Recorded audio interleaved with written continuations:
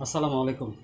একটা বিষয় আসলে না বললেই না যে আমাদের বিভিন্ন ডেজিগনেশন থাকতে পারে, আমাদের বিভিন্ন পদ থাকতে পারে, পদবি থাকতে পারে।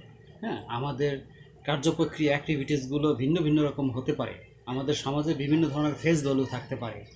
হ্যাঁ, যাই হোক, বাট এই ফেসগুলো পদ পদবি ভিন্নতা এগুলো তো মেধার ব্যাপার-স্যাপার। এগুলো মানুষের মেধা খাটায়, বুদ্ধি জ্ঞান বুদ্ধি খাটিয়েই মানুষ এই পর্যায়ে চলে যায় এবং আল্লাহ তাআলার পক্ষ থেকেই সেই যোগ্যতাটা নির্ধারিত হয়। বাট আমি মনে করি যে সবার আগে হইতে হবে একজন মানুষ। তাকে একজন মানুষ হইতে হবে। সে যদি মানুষ না হয়, সে সমাজের যেই পদেই থাকুক এবং সে একটা প্রতিষ্ঠানের অথবা একটা জায়গার যেই পদেই পদবিতে থাকুক না কেন, সেই জায়গাটা কুলুষিত হয়ে যাবে, সেই জায়গাটা হয়ে যাবে নিশ্চিহ্ন, ধ্বংসপ্রাপ্ত হয়ে যাবে। সেই জায়গার মানুষ তাকে সবসময় অভিশাপ করতে থাকবে যদি সে মানুষ না হয়। তাহলে সব কিছুর আগে কি হইতে হবে? মানুষ হইতে হবে, মানুষ। অতএব আমরা মানুষ হওয়ার চেষ্টা করি, তাই না? আসসালামু আলাইকুম।